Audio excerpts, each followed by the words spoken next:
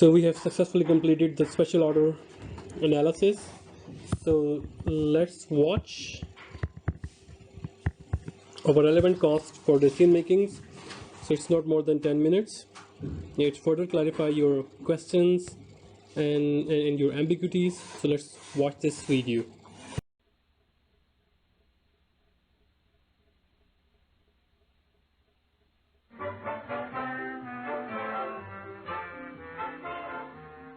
The rugged little tin Lizzies are made to order for a people itching to get up and go.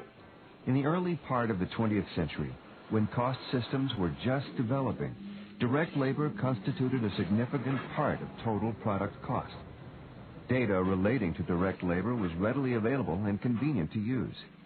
Accountants believed there was a high correlation between direct labor and overhead costs.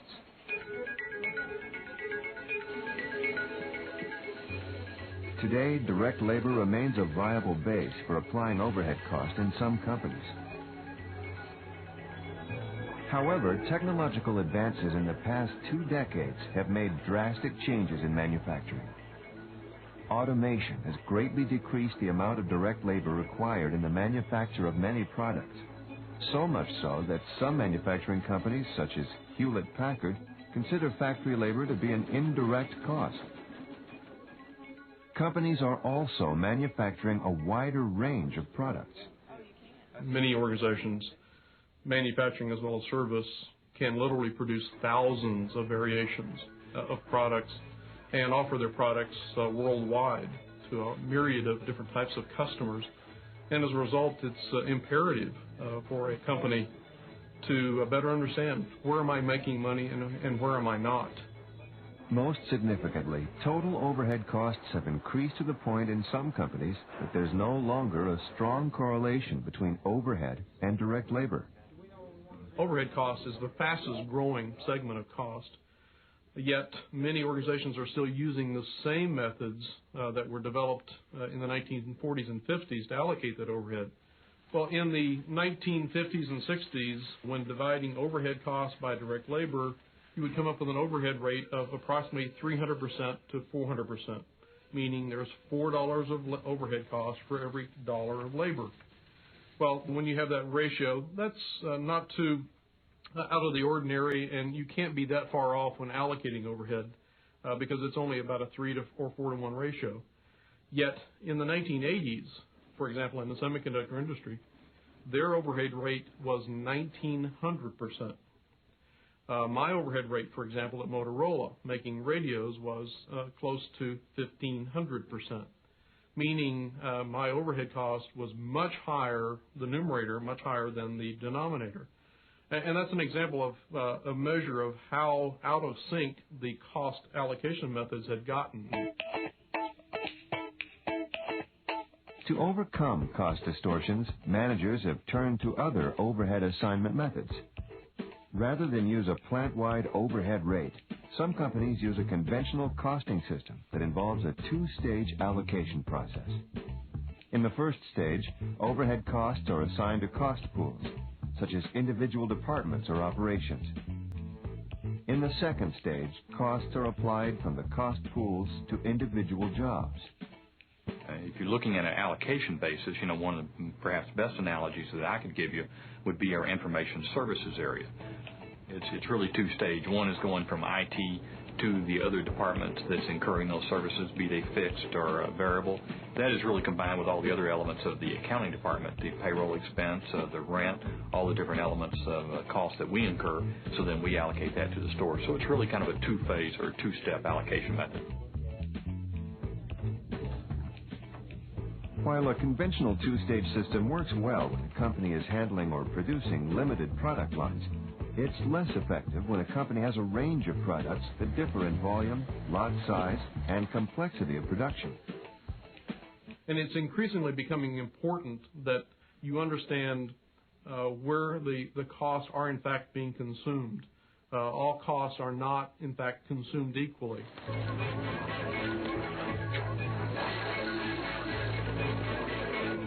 Where product diversity exists, activity-based costing assigns overhead costs more accurately.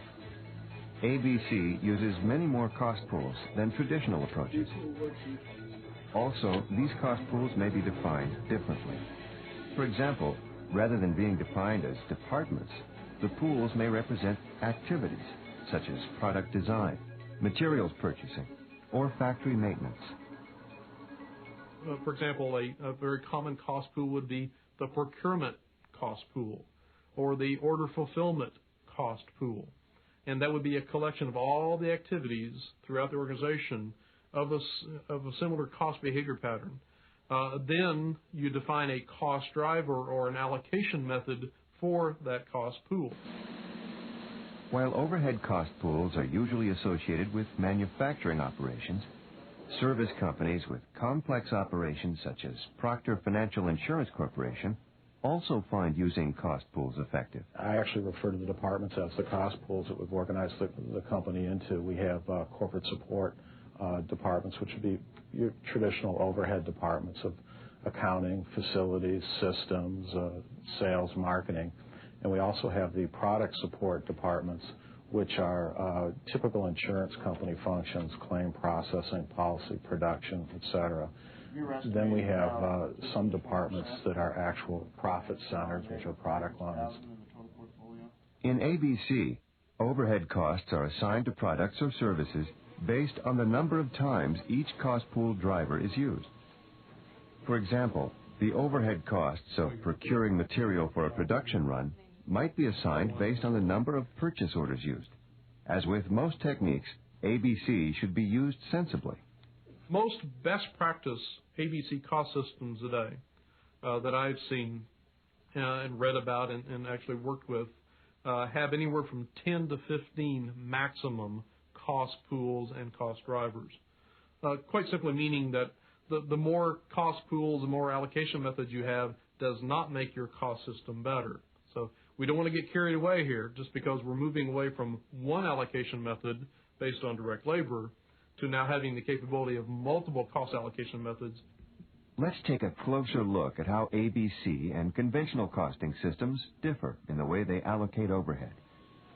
For instance, the indirect costs of engineering a custom-designed product would not be part of the overhead allocated to a standard product. ABC allocates non-manufacturing as well as manufacturing costs. Conventional costing systems stick to manufacturing costs.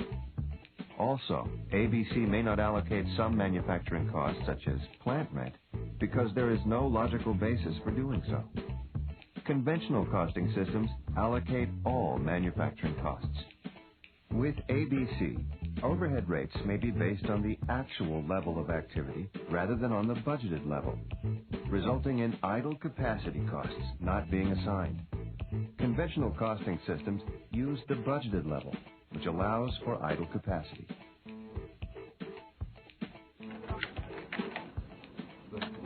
Because it focuses on the actual level of activity involved in producing a product or service, activity-based accounting offers corporate managers a more valid way to measure costs. I hope the video served its purpose to make you understand the ABC in real life. So I would be uploading our assignment 6 on our WeChat group and also on our Blackboard as well. So please do respect the due date. The due date gonna be uploaded on your WeChat group as well. And here comes the end of the chapter. So I just want you to have a grip on the concepts, especially how to calculate the first stage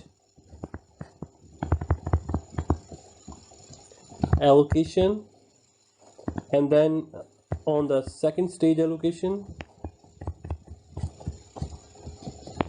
where you calculate your activity rates,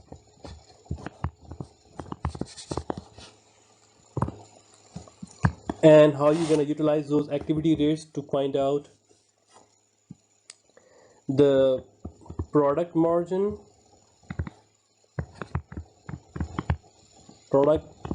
and customer margin.